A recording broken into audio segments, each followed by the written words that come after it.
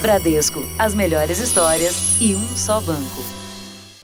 Olá, boa noite. Boa noite. 12 crianças foram vítimas de bala perdida no Rio de Janeiro só este ano. As primas Emily e Rebeca são o exemplo mais recente. E até agora não está claro de onde vieram os tiros que mataram as duas meninas.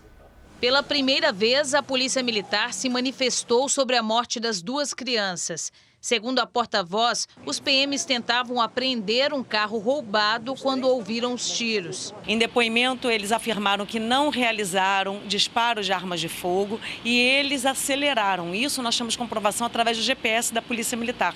Mas a família das meninas contesta a versão da polícia. Ele parou de frente para minha rua, atirou e arrancou e foi embora, como se nada tivesse acontecido.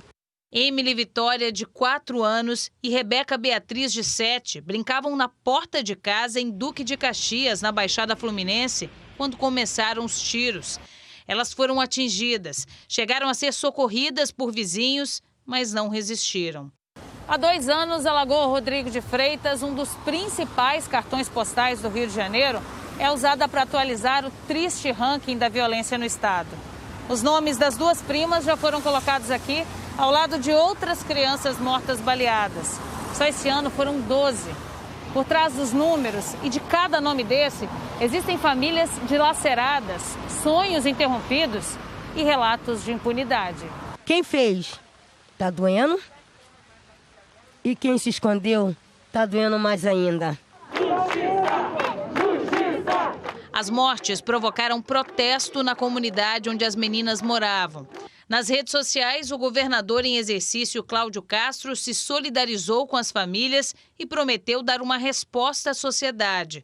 Os 5 PMs que participaram da ação foram ouvidos. As armas que eles usavam foram entregues na Delegacia de Homicídios da Baixada Fluminense. A Anistia Internacional também acompanha o caso. Essa dor não vai desaparecer nunca mais, né? Mas é preciso que a gente possa conseguir algum nível de justiça e reparação e garantia das autoridades que esse tipo de coisa não se repita. Veja agora outros destaques do dia. O ministro do Supremo decide que o presidente Bolsonaro não pode abrir mão de depor em investigação. Motorista do ônibus que caiu de viaduto reaparece e fala à polícia. Mercado financeiro eleva a previsão de inflação em 2020. São Paulo prevê início de vacinação contra a Covid em 25 de janeiro. Na série especial, acompanhamos as forças de segurança do Paraguai contra as plantações de maconha.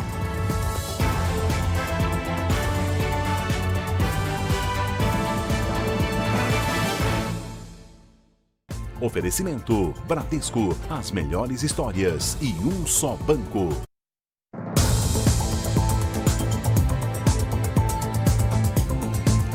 2 em cada 3 mulheres já relataram ter sofrido algum tipo de agressão. Muitas vezes, os ataques não deixam marcas pelo corpo, mas ferem mesmo assim. Por isso, uma campanha quer abrir os olhos das vítimas de todo tipo de violência doméstica. Carla já foi casada 3 vezes. Nunca apanhou, mas sofreu de outra maneira. Palavras de xingamentos, humilhações, quando você olha o celular e fica cuidando com excesso da vida da pessoa, nada disso é considerado normal, nada disso é normal. Quando você tem um abuso físico, fica aquela mancha, fica aquele roxo, E quando você tem um abuso psicológico, qual é a ferida que tem dentro de você? E às vezes é por isso que demora tanto para dar um basta nas relações. A violência doméstica nem sempre deixa marcas pelo corpo. São xingamentos, ameaças, chantagens emocionais que também machucam. É o lema de uma campanha de proteção às mulheres que acaba de ser lançada. Tudo isso é violência, sim. Mensagens como esta foram compartilhadas pelas redes sociais com o objetivo de alertar sobre certas reações do parceiro. Segundo uma organização internacional que trabalha em 121 países, 2 em cada 3 mulheres já passaram por esse tipo de problema. Aquelas proibições, de forma tão sutis, são sim agressões que ela está sofrendo e que vai fazendo com que o seu emocional seja abalado. Caso você não saiba, é possível registrar queixa de agressões mesmo aquelas que não são físicas, e, dependendo da gravidade da denúncia, obter na Justiça medida protetiva. Quando ela está proibida de sair de casa, que ela não pode conversar com as amigas, aí sim, nesse caso, ela tem que buscar ajuda, né? Porque a violência já está muito grave, porque está privando ela do seu convívio social. Depois de uma semana do assalto que aterrorizou Criciúma, em Santa Catarina, a polícia contabilizou o valor levado pelos assaltantes, 80 milhões de reais. Hoje, em Porto Alegre, mais um banco foi atacado. A agência fica em uma das principais vias da capital gaúcha. Para invadir o banco, os assaltantes quebraram a parede de um restaurante, que fica ao lado, provavelmente no fim de semana, e aguardaram o momento certo para agir. Eles acabaram conseguindo não levantar suspeitas, das pessoas que aqui passavam e conseguiram praticar essa ação realmente de forma extremamente discreta até o momento em que a própria instituição bancária realmente percebeu que estava sendo atacada. Enquanto 3 assaltantes estavam do lado de dentro, pelo menos 2 comparsas monitoravam a situação aqui fora. Além da quantia de dinheiro não revelada, a quadrilha também roubou as armas dos vigilantes, que foram mantidos como reféns. O assalto desta segunda-feira acontece em meio a uma onda de ataques a bancos no país. O maior deles aconteceu em Santa Catarina. A polícia confirmou que 80 milhões de reais foram levados do cofre de uma agência bancária semana passada em Criciúma. Até agora, 12 suspeitos foram presos. O perigo em tempos de pandemia. Jovens se aglomeram em festas e bares em várias cidades do país. Foi assim mais uma vez no fim de semana. Essa proximidade aumenta o risco de contaminação. Parece até que as imagens foram feitas antes da pandemia. Mas a aglomeração foi registrada neste fim de semana, numa casa noturna de Goiânia. Na região metropolitana, um carro adaptado para funcionar como bar dançante circulou lotado. Ainda em Goiânia, cerca de 1.500 pessoas estavam num evento que só foi divulgado pelos organizadores horas antes pela internet. De acordo com o Imperial College da Inglaterra, a taxa de contágio do Brasil hoje é de 1,02. Isso significa que 100 contaminados com o vírus podem transmitir a doença para 102 pessoas. Mas esse é um número que leva em conta o total da população. A taxa de contágio aumenta e muito em aglomerações. Uma pesquisa feita nos Estados Unidos aponta que, nesses casos, um único contaminado pode infectar mais de 100 pessoas. Esse tipo de evento ele pode ser um grande dispersor de vírus. E a gente sabe que as pessoas ali não usam máscara, não se previnem, então, com certeza, é um risco muito grande. O fim de semana foi repleto em aglomerações pelo país. Em Nova Andradina, no Mato Grosso do Sul. Em Salvador. Em Campinas, interior de São Paulo. No Rio de Janeiro, houve aglomeração no show de rap. Obviamente que essas pessoas, de forma assintomática, elas estão transmitindo o vírus, né? E foi dessa forma que a Europa como um todo percebeu o aumento de casos exatamente vindo principalmente da juventude. Maior aglomeração, festas, bares, boates e as consequências que eles estão tendo a segunda onda. E para tentar evitar essas imagens, algumas capitais começaram hoje a adotar novas medidas de combate à pandemia. É o caso de Belo Horizonte e Campo Grande. Em Belo Horizonte, o consumo de bebida alcoólica dentro de bares, lanchonetes e restaurantes está proibido a partir dessa semana. Em Campo Grande, o comércio está com horário de funcionamento reduzido. Dentro das lojas, a capacidade de lotação baixou para 40%. Festas e eventos noturnos estão proibidos. O toque de recolher também começa 2 horas mais cedo a partir de hoje. Vale das 10 da noite até as 5 horas da manhã seguinte. A ordem é permanecer dentro de casa. Quem desrespeitar poderá até ser levado para a delegacia. É hora da gente acompanhar os números de hoje da pandemia. Segundo o Ministério da Saúde, o país tem 6.623.000 casos de Covid-19. São mais de 177 mil mortos. Foram 376 registros de mortes nas últimas 24 horas. Também entre ontem e hoje, quase 25 mil pessoas se recuperaram.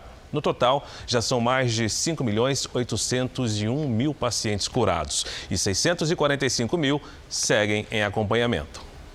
O governo de São Paulo pretende começar a campanha de vacinação contra o coronavírus no dia 25 de janeiro. O plano prevê imunizar 9 milhões de pessoas na primeira fase. Isso é pouco mais de 20% da população do estado. Mas antes, a Coronavac tem que ser aprovada pela Anvisa.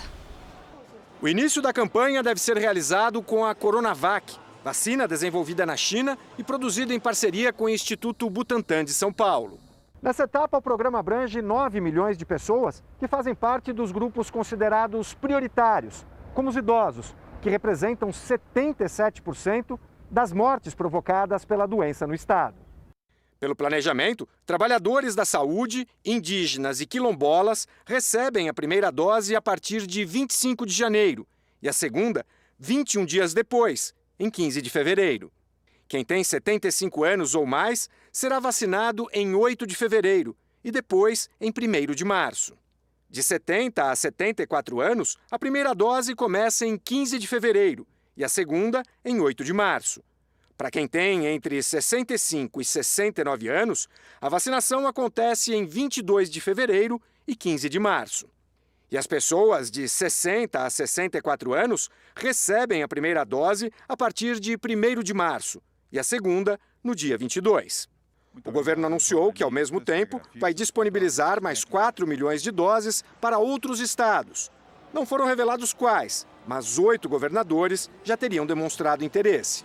Todo e qualquer brasileiro que estiver em solo do estado de São Paulo e pedir a vacina, receberá a vacina gratuitamente. Ele não precisará comprovar residência em São Paulo. Nós fazemos parte do Brasil, respeitamos todos os brasileiros e aqui vacinaremos todos que precisarem ser vacinados. O governador João Dória afirma que o calendário de janeiro será mantido, apesar da campanha do governo federal prever o início da imunização no país em março. Não estamos virando as costas para o Plano Nacional de Imunização, mas precisamos ser mais ágeis e, por isso, estamos nos antecipando. Eu pergunto, por que iniciar a vacinação dos brasileiros em março, se podemos fazer isso em janeiro? A Coronavac está na fase final de testes. Os resultados da eficácia da vacina devem ser conhecidos até a semana que vem. Em seguida, o uso será solicitado à Anvisa, que precisa aprovar o produto. 94,7% não tiveram nenhum evento adverso. 99,7% dos eventos adversos observados foram de baixa gravidade, como dor no local da aplicação da vacina ou uma leve dor de cabeça. A vacina Coronavac produz resposta imune em 97% dos casos. A Anvisa informou que ainda não recebeu dados sobre a fase 3 de testes da Coronavac e que a inspeção feita pela agência no laboratório responsável na China terminou na última sexta-feira. O Butantan vai receber um documento da Anvisa e terá um prazo para esclarecer dúvidas. A agência estima ter um relatório da inspeção entre os dias 30 de dezembro e 11 de janeiro. Esse documento é fundamental para a aprovação ou para a rejeição da Coronavac. Nós vamos conversar com o Leandro Stoliar. Leandro Stoliar, boa noite. Conta uma coisa, Leandro. Já existem cidades ou estados que demonstraram interesse em adquirir a Coronavac? Oi, Fara. Boa noite para você. Boa noite para a Janine também. Olha, já tem sim as prefeituras do Rio de Janeiro, Belo Horizonte e Curitiba e o governo do estado do Ceará já declararam que tem sim interesse em comprar a vacina. O governador do Ceará, Camilo Santana, disse em uma rede social que vem mantendo contatos com o governo de São Paulo e com o Instituto Butantan, que é o responsável pela produção da Coronavac no Brasil, para tentar comprar o mais rápido possível essa vacina. Ele disse ainda que tem uma reunião presencial marcada para a próxima segunda-feira. A Secretaria Municipal de Saúde de Belo Horizonte disse que também vem mantendo contatos com o Butantan, com o Instituto Butantan, mas vai esperar a definição da Anvisa e do Ministério da Saúde para definir aí a campanha de vacinação contra a Covid-19. O prefeito de Curitiba, Rafael Greca, disse que também quer imunizar toda a população e que se a vacina produzida pelo Instituto Butantan, em parceria com a chinesa Sinovac, for distribuída em lotes, ele também tem interesse em comprar. Fara e Janine. Obrigado, Soliar. Com o aumento da ocupação em UTIs, algumas cidades também decidiram endurecer as medidas de isolamento. Em Salvador, o governo anunciou a reabertura de 130 leitos para pacientes com Covid-19. A taxa de ocupação das UTIs disparou em vários estados brasileiros. No Rio Grande do Sul e no Rio de Janeiro, mais de 80% dos leitos estão ocupados por pacientes com Covid. No Distrito Federal, a taxa já está perto dos 70% das vagas. Na Bahia, quase 80% dos leitos de UTI da rede pública estão ocupados. Em outubro, esse número estava em torno de 50%. Diante da crescente pressão no sistema de saúde, 40 leitos de UTI serão reabertos no interior do estado e mais 130 só aqui em Salvador. A prefeitura também determinou a volta do fechamento de teatros e cinemas. Nos finais de semana, bares e restaurantes de bairros boêmios devem encerrar as atividades às 5 da tarde. A festa da virada do ano também foi cancelada. Os shows de Ivete Sangalo e Gustavo Lima, que só seriam transmitidos virtualmente, foram suspensos. Nós fechamos ontem o pior dia, na minha visão, das UPAs dos últimos 40, 45 dias, com 20 pessoas a regular nas UPAs. Os profissionais da linha de frente dos atendimentos confirmam que a procura aumentou nos centros de saúde e pedem para que a população mantenha os cuidados. Nos hospitais que a gente trabalha, aproximadamente, a gente atendia 50 pacientes sugestivos de Covid, certo? Sem diagnóstico fechado. Hoje a gente está atendendo aproximadamente 350 pessoas jovens, idosas, crianças, muitas das vezes que chegam, né, com medo da Covid-19 em decorrência do seu grande grau de letalidade. A seguir, mercado financeiro prevê inflação acima de 4% este ano. E na série especial, nossos repórteres mostram o maior produtor da maconha consumida no Brasil e o combate às plantações.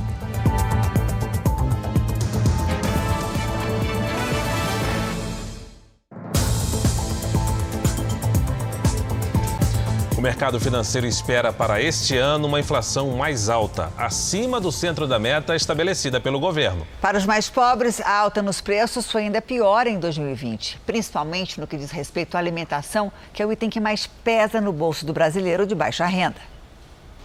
No interior de Goiás, este professor de capoeira deixou o botijão de lado e passou a cozinhar no fogão a lenha. O gás está muito alto, o preço do gás está muito caro, R$80, não é qualquer um que está podendo comprar o gás. Na quinta-feira passada, a Petrobras anunciou um novo reajuste às distribuidoras. No ano, o gás já tem uma alta de quase 22% nas refinarias. Em dezembro, a conta de energia passou a pagar a bandeira vermelha, o que significa uma taxa extra de R$ 6,24 para cada 100 kWh de energia. Foi justamente a bandeira vermelha nas contas de luz que fez subir a previsão de inflação para 2020. Enquanto analistas do mercado financeiro, ouvidos pelo Banco Central, esperavam para este ano uma inflação de 3,54% na semana passada, nesta segunda-feira a expectativa é outra, 4,21%. Com isso, a inflação ficou acima do centro da meta, que era de 4%. De acordo com o IPEA, no acumulado deste ano, enquanto a classe média e alta sentiram um impacto de pouco mais de 1% na inflação e viram cair os preços de passagens aéreas e transporte por aplicativo, as classes mais baixas tiveram que encarar uma inflação de 3,5%, puxada principalmente pelos preços de alimentos como arroz, feijão, leite, óleo de soja e frango. A inflação para as pessoas de menores rendas, para os mais pobres, tem um caráter ainda mais perverso que a inflação em si, para as pessoas que têm rendas fixas. É natural, porque as pessoas mais pobres, das camadas inferiores na escala econômica, são pessoas que consomem predominantemente alimentos, sobretudo porque foram os alimentos, têm sido os alimentos, os principais responsáveis pela elevação dos índices inflacionários. Por conta da pandemia, vários serviços não tiveram aumento este ano, mas devem subir acima da inflação no ano que vem. Boa noite, Patrícia Lages. Bom, diante desse quadro, como se planejar para o que vem pela frente? Boa noite, Janine, e boa noite para você de casa. É preciso se organizar desde agora, até porque alguns aumentos, você viu aí, já chegaram. Neste mês, a energia elétrica já está em bandeira vermelha. O gás de cozinha subiu 5%. Devem subir também conta de água e os planos de saúde. Em ano de eleições municipais, os transportes públicos não costumam subir, mas isso já deve acontecer no ano que vem. E esses reajustes devem vir acima da inflação. A gente sempre fala em cortar gastos, mas quando a renda diminui e lá os serviços básicos sobem, é necessário rever o orçamento e reavaliar todos os gastos e não apenas esses que aumentaram de preço. Se sobrar um dinheirinho e der para guardar, como a gente consegue diminuir o impacto do que vem por aí, né? Sempre bom guardar um pouquinho, né, Janine? É preciso ter um fim de ano aí mais moderado para não entrar 2021 no vermelho. Além de usar o dinheiro para pagar as contas, é importante também que o brasileiro aprenda a usar parte da sua renda, sempre que for possível, para fazer dinheiro. Quando existem gastos extras, nós também precisamos de renda extra. E empreender pode ser um novo caminho para quem tem, né, para quem precisa aí de uma renda extra. Pesquisar formas aí de prestar serviços e investir na venda de produtos, principalmente nessa época do ano, pode ser uma boa. Você traz mais recursos para aliviar o seu orçamento e, quem sabe, pode encontrar aí uma renda extra permanente, né, Janine? Empreender, né? Pode ser a chave do sucesso para muita gente. Obrigada, Pode Patrícia. ser. Boa semana para você. Boa semana. A seguir, o que aconteceu com esse motorista dessa carreta flagrado fazendo zigue-zague na rodovia? E na série especial, uma incursão no combate ao narcotráfico. Boa parte da maconha que abastece o mercado brasileiro sai daqui do Paraguai.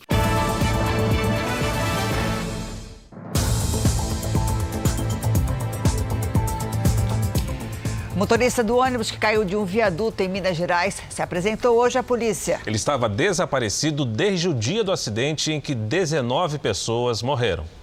Luiz Viana de Lima chegou neste carro à delegacia de João Molevade, no interior de Minas Gerais. O motorista prestou depoimento por mais de 3 horas.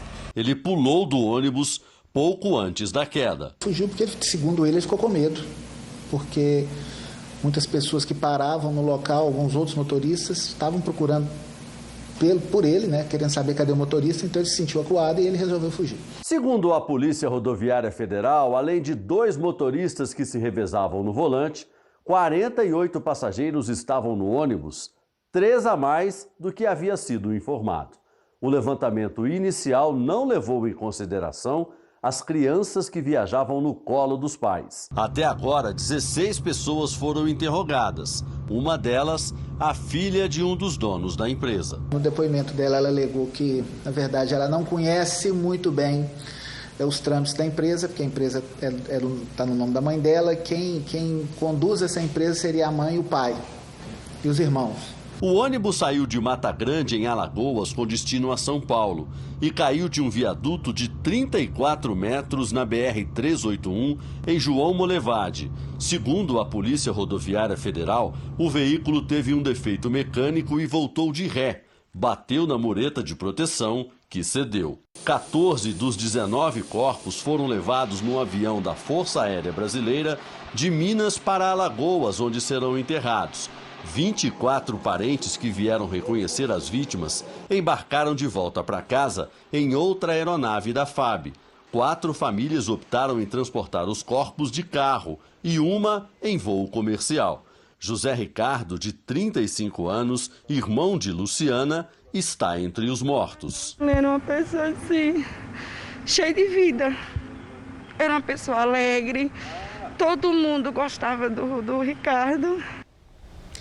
A Marinha e o Corpo de Bombeiros organizaram uma operação cheia de desafios para ajudar um menino de 8 anos que luta contra a Covid-19. O garoto, que está com 90% dos pulmões comprometidos, foi levado do interior do Rio para a capital de helicóptero.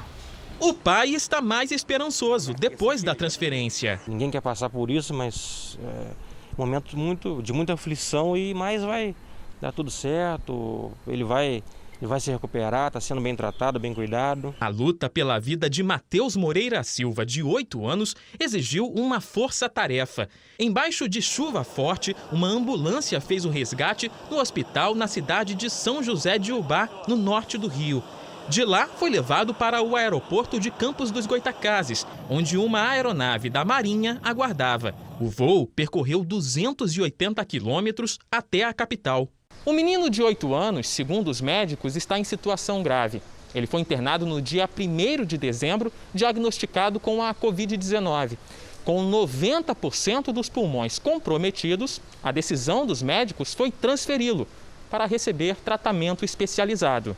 Mateus está neste hospital municipal na zona norte do Rio, referência em UTI pediátrica, e poderá contar com a ajuda de uma equipe médica preparada e equipada. Vai acontecer a melhora o mais breve possível, com certeza vai melhorar. Já está nas mãos dos médicos e de Deus. Aliviado daqui a uns dias, comemorar a alta dele do hospital e é isso aí. É de Canela, na Serra Gaúcha, que vem mais uma história de um herói da vida real. Uma bebezinha de pouco mais de um mês de vida se engasgou com leite e foi salva por um bombeiro. A criança, de apenas 36 dias de vida, chegou ao quartel dos bombeiros em Canela, na Serra Gaúcha, sem conseguir respirar. Chegou um carro buzinando, só que a gente achou que era outra coisa, de repente um incêndio aqui por perto, que geralmente o pessoal vem nos chamar de carro aqui quando é perto, né? O acidente. Daí a gente saiu para fora e já o rapaz, o pai da Cecília, já desceu do carro e gritando que a filha dele estava engasgada. Ali mesmo, no pátio do quartel, foram realizados os primeiros socorros. Um dos bombeiros colocou a menina de bruços e começou a dar tapinhas nas costas dela. Foram 6 minutos de tensão até conseguir reanimar a criança. Eu peguei ela no colo e nisso ela começou a se engasgar e já não voltava. Eu nem pensei 2 vezes, eu pensei em não perder tempo. Então, eu peguei ela, entreguei para o Vitor e disse, corre e leva ela para os bombeiros. Os bombeiros estão preparados para atender esse tipo de ocorrência. Durante a formação profissional, eles aprendem a fazer a manobra Heimlich, que é rápida e permite desobstruir as vias respiratórias. Usando essa técnica, foi possível salvar a vida de mais de 30 crianças só este ano, aqui no Rio Grande do Sul. Depois do susto, um abraço de alívio da mãe da pequena Cecília. E um agradecimento especial aos novos heróis da família. A gente já agradeceu milhões de vezes e não canso de agradecer, porque foram uns anjos naquela hora, né? Uma carreta que transportava óleo diesel tombou numa rodovia em Goiás, perto do Distrito Federal. Uma equipe da Polícia Rodoviária foi chamada porque o motorista fazia zigue-zague na pista. Apesar dos sinais para encostar, a carreta entrou na contramão e quase bateu de frente com outro caminhão. Quando finalmente parou no acostamento, tombou. O caminhoneiro foi socorrido e não tinha sinais de embriaguez. Os policiais rodoviários suspeitam que o motorista tenha sofrido um mal súbito. Moradores de Rostov, na Rússia, presenciaram uma cena impressionante após o incêndio atingir uma loja de fogos de artifício. Nas imagens divulgadas pelo governo russo, é possível ver uma série de bombas e foguetes explodindo por pelo menos 2 minutos. As ruas foram interditadas. Por sorte, ninguém ficou ferido. O Reino Unido começa amanhã a vacinação contra o coronavírus. A meta é aplicar 800 mil doses já na primeira semana. A Rússia, que foi o primeiro país a vacinar a população, afirmou que mais de 100 mil pessoas já foram imunizadas.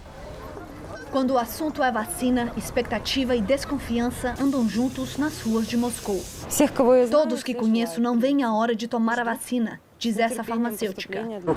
Esse homem discorda. Só vai receber a primeira dose depois que os líderes do país forem vacinados. O motivo é que a vacina russa Sputnik V ainda não completou a 3ª fase de testes, em que são avaliadas segurança e eficácia. Mesmo assim, o país espera vacinar 2 milhões de pessoas até o fim do mês. No Reino Unido, o primeiro lote de vacinas das farmacêuticas Pfizer e BioNTech chegou neste fim de semana. E o programa de imunização começa amanhã. Idosos acima de 80 anos, moradores de casas de repouso e profissionais de saúde serão vacinados. Estamos muito animados com a chegada da vacina, diz o Dr. Hari Shukla, que será um dos primeiros a receber a dose. Aqui em Israel, as vacinas contra o coronavírus devem chegar nas próximas semanas. Autoridades de saúde do governo disseram que se o programa de vacinação avançar conforme o planejado, a crise do coronavírus pode acabar no país até março do ano que vem. Dos Estados Unidos, Joe Biden escolheu hoje o secretário de Saúde e Recursos Humanos. O país enfrenta um novo pico de casos de Covid-19. Xavier Becerra vai supervisionar um amplo departamento responsável por liderar a distribuição nacional da vacina da Covid-19. Becerra é o principal promotor da Califórnia. O estado é o mais populoso do país e determinou medidas restritivas a partir de hoje. A decisão afeta cerca de 33 milhões de pessoas. Bares, cinemas e salões de beleza serão fechados. Viagens a lazer proibidas. A medida vale por pelo menos 3 semanas, o que inclui o Natal, e só será suspensa quando a capacidade das UTIs chegar a 15%. Desde o início da pandemia, os Estados Unidos registraram mais de 14 milhões e 800 mil casos. A média diária atual se aproxima de 200 mil. Mais de 282 mil pessoas morreram. E pelo 5º dia seguido, o país ultrapassou 100 mil internações. Segundo especialistas, não é só o clima frio do inverno que está por trás do aumento nos números da Covid, mas também o comportamento das pessoas, que se esquecem de lavar as mãos, manter distanciamento social e usar máscaras. Na quinta-feira, a Agência Nacional de Saúde vai decidir sobre a autorização do uso emergencial da vacina da Pfizer. O infectologista Anthony Fauci alerta que a vacina não interrompe imediatamente as mortes e que as festas de fim de ano podem tornar a pandemia ainda pior. Uma doença misteriosa matou pelo menos uma pessoa e levou mais de 200 a hospitais numa região do noroeste da Índia. Quem tem as informações é a nossa correspondente em Tóquio, Silvia Kikuchi. Bom dia para você aí, Silvia. Já tem alguma informação sobre essa doença misteriosa? Olá, Fara. As autoridades de saúde da Índia realizaram vários testes para identificar o que está provocando essa doença, mas ainda não tem muitas pistas. O que se sabe até agora é que o contato, a transmissão não acontece de uma pessoa para outra e que não há relação com o coronavírus. Todos os pacientes internados fizeram os testes para a Covid-19 e o resultado foi negativo. Exames de sangue também não indicaram infecções virais como a dengue. Entre os sintomas da doença misteriosa estão náusea, convulsão e até perda da consciência. Uma equipe de especialistas já está no local para identificar as causas e deve emitir um relatório preliminar nesta terça-feira. Fara, Janine. Obrigado, Silvia. Moradores de uma ilha na Austrália, considerada patrimônio da humanidade, foram alertados a deixar a região por conta de um incêndio florestal. O fogo começou em outubro e já queimou mais da metade do território da ilha de Fraser. Aviões tanque são usados pelos bombeiros na tentativa de conter as chamas. No último ano, mais de 60 mil koalas morreram ou ficaram feridos em incêndios florestais na Austrália. A aliança que apoia o presidente Nicolás Maduro venceu as eleições legislativas na Venezuela. O pleito foi marcado pela alta abstenção e denúncias de fraude feitas pela oposição. A oposição decidiu boicotar a votação. Liderados pelo autodeclarado presidente Juan Guaidó, o grupo alegou fraude na eleição. A decisão esvaziou as urnas e a abstenção foi de quase 70%, segundo o governo. Os opositores falam em 80%. Com isso, a coalizão do governo ficou com 67% dos votos válidos e vai controlar a Assembleia Nacional, único poder que não está nas mãos dos aliados de Maduro. Observadores internacionais, incluindo o Brasil, supervisionaram a votação. União Europeia e Estados Unidos já anunciaram que não vão reconhecer o resultado. E a Rússia elogiou a Venezuela pela eleição. De volta ao Brasil, o ministro do Supremo Tribunal Federal, Alexandre de Moraes, decidiu que o presidente Bolsonaro não pode desistir de prestar depoimento à Polícia Federal. O processo apura uma suposta tentativa do presidente de interferir na Polícia Federal. A decisão foi tomada no sábado pelo ministro Alexandre de Moraes, mas tornada pública hoje. Moraes negou que o presidente possa desistir de depor sobre o assunto. A Advocacia Geral da União havia enviado um documento ao Supremo em que informava que o presidente abria mão do depoimento. Moraes definiu ainda que cabe ao plenário do STF decidir como será o depoimento, se por escrito ou pessoalmente. Agora há pouco, o presidente Bolsonaro falou numa rede social sobre as vacinas contra a Covid-19. Ele afirmou que, se houver aprovação da Anvisa, qualquer uma delas será oferecida a todos os brasileiros de graça. O curto-circuito que provocou o apagão no Amapá pode ter sido causado por um defeito estrutural. O Matheus Scavazini tem as informações ao vivo de Brasília. Boa noite, Matheus. Boa noite, Janine, Fara. Foi o que disse há pouco o presidente do Operador Nacional do Sistema, Luiz Carlos Sioc, durante coletiva no Ministério de Minas e Energia.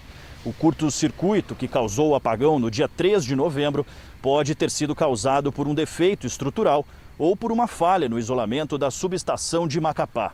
O incêndio causou explosão em um dos transformadores, um outro ficou sobrecarregado e se desconectou do sistema, e um terceiro transformador, reserva, estava em manutenção desde dezembro do ano passado. O presidente do ONS reconheceu que tinha conhecimento que o equipamento estava fora de uso há quase um ano. 13 das 16 cidades do Amapá ficaram sem energia, que só foi completamente restabelecida no dia 24 de novembro. Janine, Fara. Obrigado, Matheus. O Supremo Tribunal Federal barrou por 6-5 a possibilidade de reeleição para as presidências da Câmara e do Senado. Vamos voltar a Brasília com o repórter Clébio Cavagnoli, que tem outros detalhes. Clébio, boa noite. Boa noite, Fara, Janine, a todos. O voto de desempate que definiu a proibição à reeleição de Rodrigo Maia e Davi Alcolumbre foi do presidente do STF, Luiz Fux. Fux repetiu críticas que já fez em outras ocasiões sobre a judicialização de conflitos políticos.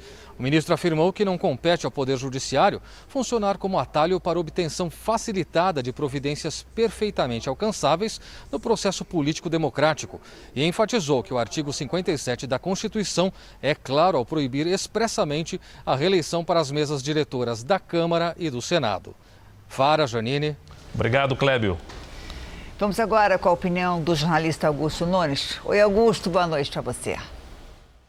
Boa noite, Janine. Boa noite, Fara. Boa noite a você que nos acompanha. Com a prolixidade de um chicaneiro da Série A, o ministro Gilmar Mendes escreveu 64 páginas para provar que não é proibido o que a Constituição proíbe. O palavrório merecia ser transformado no fecho glorioso de uma antologia de porta de cadeia. A um parágrafo em alemão, segue-se a citação de um jurista nativo que foi ou é ministro do Supremo Tribunal Federal. O desfile de homenageados é aberto pelo pensador Henrique Ricardo Lewandowski. Enquanto prossegue o desfile que junta sumidades estrangeiras a colossos domésticos como Celso de Mello, o maritaca de Adamantina critica a ditadura militar, elogia o Congresso dos Estados Unidos, louva deputados que dirigiram anos a fio o Congresso da República Velha, diz que proibir reeleição é coisa de golpista e conclui que, de vez em quando, não é preciso levar a sério o que diz a Constituição. As 64 páginas caberiam numa frase só. Para que não haja perigo de melhorar, vamos manter onde estão o Davi Alcolumbre e o Rodrigo Maia. O presidente da Câmara, Rodrigo Maia, criticou a lentidão no envio de pautas econômicas ao Congresso. Vamos voltar a Brasília, ao vivo, agora com o repórter Alexandre Saturno. Oi, Alessandro, boa noite para você. Olá, Janine. Boa noite para você, boa noite a todos. Olha, Rodrigo Maia afirmou que, como as eleições municipais passaram, não há mais desculpas para o atraso em votações importantes, a exemplo da PEC emergencial. Maia disse que está confiante e acredita que o texto da reforma da Previdência, o texto da reforma tributária, melhor dizendo, deve ser aprovado até o fim do ano. Durante uma entrevista coletiva, Rodrigo Maia fez duras críticas aqui na Câmara dos Deputados. Vamos ver. Durante a pandemia votou muitas coisas, votou inclusive a lei do gás, a lei de recuperação judicial, consertou o texto do saneamento. Então a Câmara fez muito na agenda econômica também. Então, essas desculpas, elas acabaram. Eu acho que a PEC emergencial ela só consegue ser promulgada em janeiro. Eu acho que essa é uma questão que deveria interessar o governo também, avançar na emergencial e tê-la aprovada antes da aprovação do orçamento. O líder do governo na Câmara, Ricardo Barros, respondeu às declarações de Rodrigo Maia. Ele afirmou que está trabalhando no Congresso para aprovar ainda este ano a primeira etapa da reforma tributária e autonomia do Banco Central.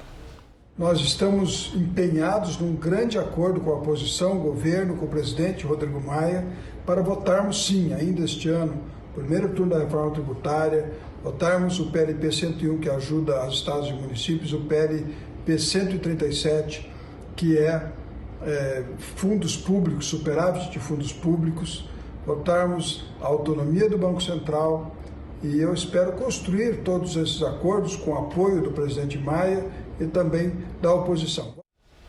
O Procurador-Geral da República, Augusto Aras, prorrogou o trabalho da Lava Jato no Rio de Janeiro até o fim do mês que vem e no Paraná até outubro de 2021. E no Rio, o ex-secretário estadual de Transportes, Júlio Lopes, foi alvo de uma nova fase da operação. Um escritório de advocacia no centro do Rio foi um dos 7 endereços onde policiais federais cumpriram mandados de busca e apreensão.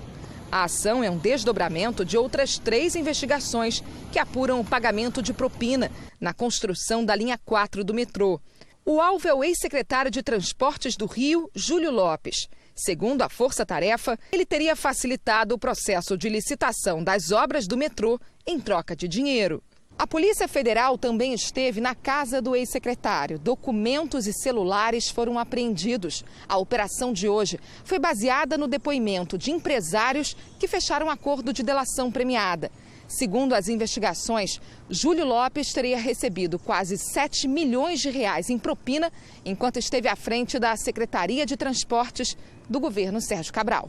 A linha 4 do metrô foi inaugurada em 2016 para os Jogos Olímpicos e custou mais de 9 bilhões de reais. As empresas que participaram do consórcio são investigadas por superfaturamento e desvio de dinheiro. A defesa de Júlio Lopes afirmou que ele não praticou nenhum crime e que as afirmações dos delatores são caluniosas. Um advogado, que seria o operador financeiro do ex-secretário, também foi alvo da operação. Júlio Lopes já foi denunciado por suspeita de corrupção e lavagem de dinheiro enquanto cumpria mandato como deputado federal. Com a pandemia, muita gente deixou o carro por meses na garagem. A consequência? Muitas dessas pessoas resolveram vender o automóvel e alugar um carro quando necessário. O que o mercado de locadoras não esperava era uma demanda tão alta e aí a locação fica mais difícil. Aponte a câmera do seu celular para o nosso QR Code e veja os cuidados que você deve ter na hora de alugar um carro. Nas 70 lojas dessa rede de locação de veículos, a pandemia fez despencar os serviços. Tivemos uma queda de aproximadamente 95%. Foi realmente uma queda abrupta, né? Agora, com a flexibilização, o problema é o contrário. Os clientes voltaram, mas não tem carros suficientes para locação. Nesse pátio aqui, que ficavam em média 25 veículos, hoje só tem esses 3 e todos já estão reservados. Da frota de 500 carros, a empresa vendeu 250. Mês passado, encomendou outros 100 para tentar atender a demanda que voltou a crescer com força. Mas agora, o problema é que a indústria não tem conseguido abastecer o mercado. E a previsão de entrega desses veículos está girando aí em torno de 90 a 120 dias. O balanço da Associação Nacional de Fabricantes, divulgado hoje, mostra que os dados de novembro são os melhores do ano, embora o mercado interno continue impactado pelas limitações impostas pela pandemia. Mesmo assim, só no mês passado foram produzidos quase 240 mil veículos. As pessoas passaram a alugar mais carros para viagens, para evitar transporte coletivo. De todos os veículos fabricados no Brasil, cerca de 45% vão para empresas, como as de locação. Com tanta procura e capacidade de produção ainda limitada pelas regras sanitárias, deve prevalecer aquela velha lei da oferta e da procura. Possivelmente deveremos ter não um crescimento do custo de locação, e sim, quem sabe, exatamente até uma manutenção e quem sabe até um decréscimo desse preço de locação. Ainda sobre a Covid-19, pesquisadores da Universidade de São Paulo participaram de um estudo que revelou que as mulheres desenvolvem menos sintomas ou sintomas mais leves da doença que os homens. O Luiz Henrique e a Denise ilustram o resultado da pesquisa. Ele corria 9 quilômetros por dia, pedalava 200 quilômetros por semana. Boa alimentação e bom sono. Eles pegaram Covid juntos. Denise com sintomas leves. Já o atleta quase morreu. Eu entrei na ambulância, o que me recorda é isso. Eu entrei na ambulância, perguntaram onde eu estava, me levaram para o hospital de novo. Eu já não lembro mais de nada. Eu me lembro só que eu estou na ambulância e ele falou: ótimo, você está bem, então. Cheguei no hospital e já fui entubado. A pesquisa analisou 1.000 casos em todo o mundo. O vírus da Covid descompensa o sistema imunológico, faz com que as próprias defesas do organismo ataquem tecidos e provoquem a falência de órgãos.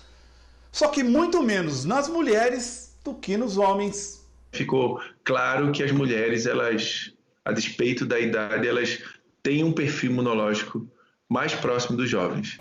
Embora as causas ainda não estejam claras, os cientistas acreditam que as mulheres podem se beneficiar do menor consumo de álcool e tabaco e de sofrerem menos de obesidade. Realmente eu não sei te responder isso. Por que a mulher tem menos mulheres com Covid tão grave como o Luiz teve? Larissa e Fábio também tiveram Covid ao mesmo tempo. Ela passou mal. Muita sede, tomando muita água, tomando remédio para dor de cabeça e foi melhorando, mas bastante cansaço. Já o Fábio teve sintomas muito mais graves e, como o Luiz, lá do início da reportagem, também acabou no hospital. A gente tinha a sensação de que o pulmão estava funcionando numa capacidade reduzida, né? Então, você respirava e o pulmão não ia. Os pesquisadores suspeitam que os hormônios femininos podem ter um papel imunoprotetor. Notícia que faz a Larissa se sentir recompensada. Eu achei que pode ser algo positivo, né? Já que a gente tem tanto hormônio e acaba sofrendo com TPM, com alguns problemas. Então, pelo menos aí um lado bom. E eu acho que as mulheres se cuidam mais. Novembro deste ano foi o mais quente da história, segundo o Programa Europeu sobre Mudança Climática. As temperaturas foram 0,8 graus mais altas que a média do mês entre os anos de 1980 e 2010. De acordo com o estudo, os últimos 6 anos foram os mais quentes da história, com mudanças climáticas na Sibéria, no Oceano Ártico, em parte da Europa, nos Estados Unidos, na América Latina e também no oeste da Antártica. E o tempo mudou na região sudeste do Brasil. No Rio de Janeiro choveu mais da metade do que era esperado para o mês. Boa noite, Mariana Bispo. Como é que fica o tempo amanhã? Tem mais chuva prevista para a região. Janine, boa noite para você, Fara, e a todos. Amanhã a frente fria se afasta do sudeste, mas um corredor de umidade mantém as nuvens carregadas. Por isso, chove o dia todo no Rio de Janeiro, no Espírito Santo, na maior parte de Minas Gerais e no litoral paulista. Ainda há risco de alagamentos e deslizamentos nessas regiões. O tempo fica firme entre o Rio Grande do Sul e o Mato Grosso do Sul e também nas áreas claras do Nordeste. Em Goiás, em Mato Grosso e em todos os estados do Norte, pancadas de chuva a qualquer momento. As máximas ficam assim: Florianópolis, 25 graus, Campo Grande, 27 graus, no Recife, 32 e em Teresina, 34 graus. No Rio de Janeiro, chuva a qualquer hora do dia, máxima de 25 graus. Em São Paulo, chuva fraca e muitas nuvens. Faz 26 graus amanhã, Janine. Obrigada, Mariana. Até amanhã. Até amanhã. A direção da Polícia Civil do Distrito Federal começou o processo de exoneração do delegado preso por cultivar maconha. O delegado Marcelo Marinho foi preso em flagrante na sexta-feira na chácara dele, em São Sebastião, cidade a 30 quilômetros de Brasília. Após denúncia anônima, policiais civis encontraram 128 pés de maconha, sementes importadas prontas para o plantio, estufa e balança de precisão. Segundo a Corregedoria Geral, existia uma infraestrutura tecnológica avançada para produção em escala industrial. A mulher e 2 filhos do delegado também foram presos em flagrante, acusados de tráfico de drogas. Banhado pelo Atlântico e vizinho dos produtores, o Brasil é um lugar estratégico para o narcotráfico, assunto dessa semana da nossa série especial. O destino preferencial da cocaína é a Europa, que paga mais. O da maconha é o mercado doméstico. Nossa reportagem foi ao Paraguai, maior fornecedor latino-americano, para mostrar o que a polícia local faz para combater a produção.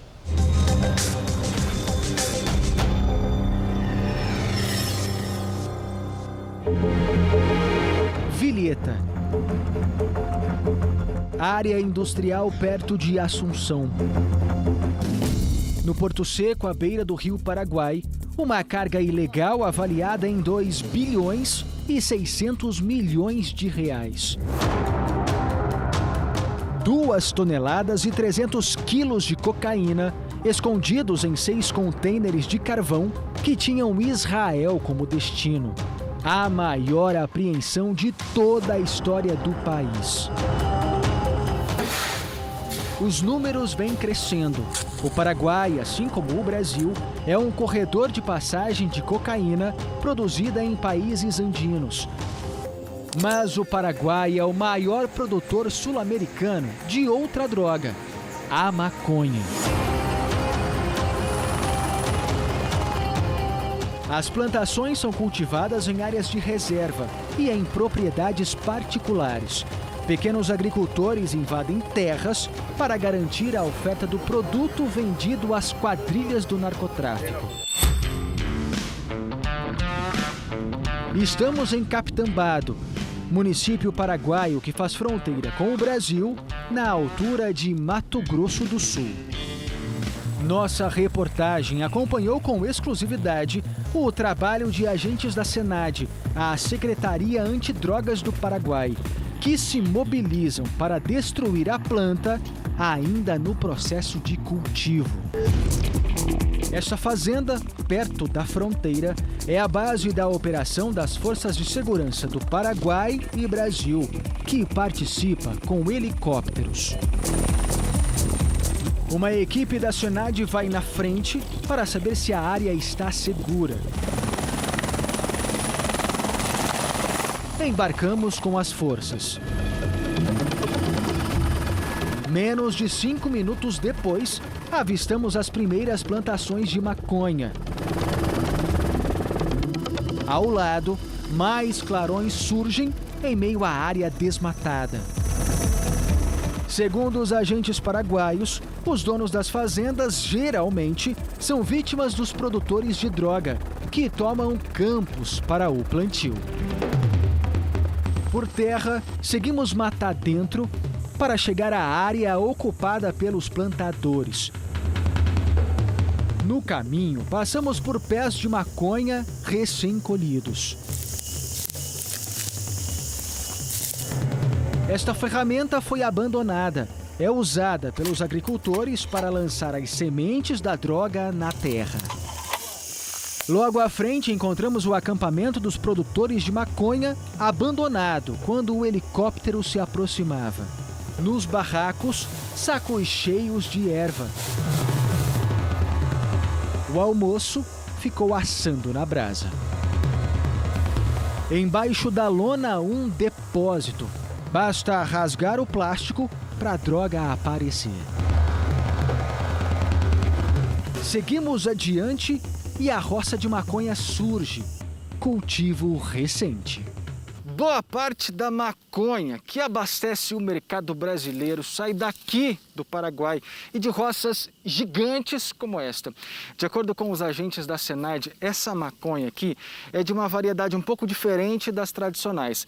A gente percebe que o tamanho dela é um pouco menor, mas isso acelera todo o processo de cultivo. E com toda essa vantagem, os criminosos também ganham agilidade na hora de comercializar a droga com as grandes facções. Estimamos que é uma variedade tempraneira. O tenente-coronel Aldo Pinto, comandante das Forças Especiais do Paraguai, explica que estes pés são de uma espécie que está pronta para a colheita muito rápido, 3 meses.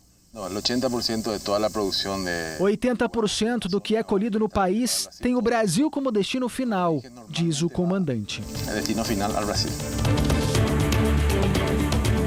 Em outro alojamento, tudo também foi abandonado às pressas. Aqui encontramos um acampamento onde viviam 3 a 4 pessoas que cuidavam da área, conta o comandante das Forças Especiais. Aldo completa, são pessoas pobres que vêm de outros lugares e são recrutadas para um serviço pesado. Gente que se sujeita a viver de forma clandestina e ganhar pouco. Neste lugar em forma clandestina. Bem ao lado aqui do barracão, os produtores montaram essa estrutura que lembra muito uma peneira gigante. Aqui já está a maconha já colhida e seca, mas antes de ser prensada, os criminosos ainda passam ela aqui nessa peneira, que é para oferecer um produto de melhor qualidade. O que fica pelo chão acaba sendo desprezado. O alojamento é queimado para evitar reutilização. E ao final da operação, as equipes também destroem tudo o que pode ser reaproveitado. Deixamos para trás a roça ainda com fumaça. Talvez eles voltem. Essa é uma região frágil que continuará a despertar a cobiça dos barões da droga do Paraguai.